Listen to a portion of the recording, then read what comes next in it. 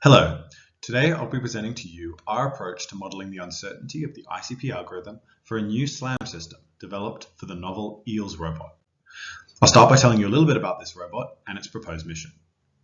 EELS, or the Extant Exobiology Life Surveyor, is a novel snake-like robot under development at NASA's Jet Propulsion Lab. It has numerous novel locomotion modes, as well as a large and diverse sensor suite to facilitate localization, mapping, and navigation. This is Enceladus, an ice moon of Saturn. The purpose of the EELS platform is to search for potential signs of life here, which might be located within the cryovolcanic vents at the moon's southern pole. The mission therefore comprises of a surface traverse prior to a descent into a suitably chosen crevasse. The platform must be adaptable to its unknown environment and of course completely autonomous. However, Enceladus's flat ice fields and vent geometries are not amenable to the state estimation algorithms common to mobile robotics today. We can describe these environments as perceptually degraded when the state estimation algorithms we choose are poorly constrained in one or more degrees of freedom. For example, a geometry with a monocular or stereo camera greatly suffers in the face of low intensity gradients, significant illumination changes, specular surfaces like ice, and a low proximity of the sensor to the ground. And we expect to encounter all of these problems on Enceladus. From a geometric perspective, flat ground can have up to 3 unconstrained degrees of freedom, with many noisy local minima for a scan matching algorithm like ICP. We expect similar problems during descent, where, depending on the symmetry, these environments could be geometrically degenerate in 1 or 2 degrees of freedom.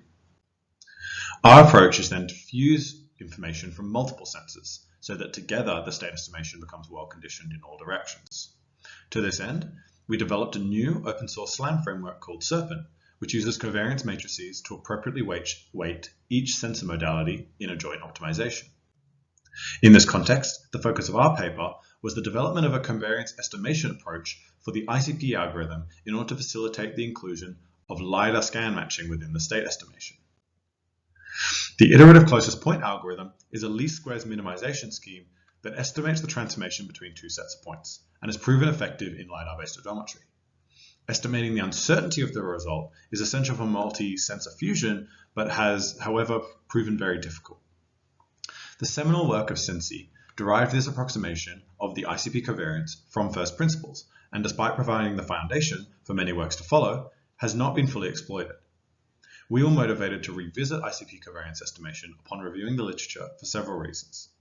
Not only do they contradict each other in their conclusions about the efficacy of this approximation, but the works often confuse or conflate the Sensi covariance with related, simpler approximations like the linear least squares covariance or Hessian-based methods.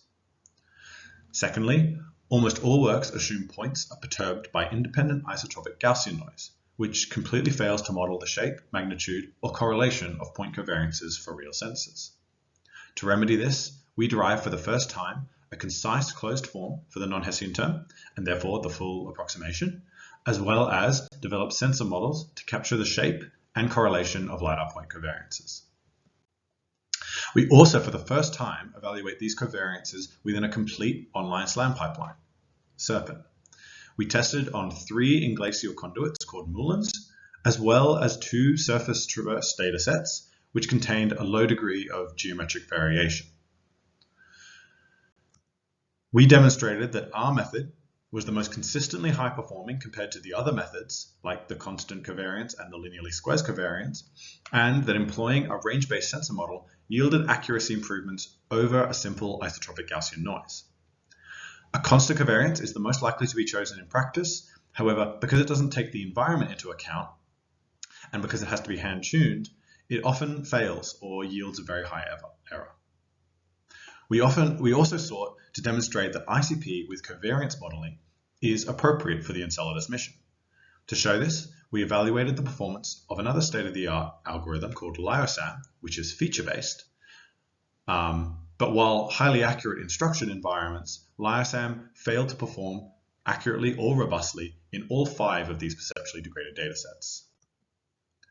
Finally, I would just like to thank my JPL colleagues, Jeremy Nash and Michael Patton, as well as my academic supervisor, Dr. Viorella Illa.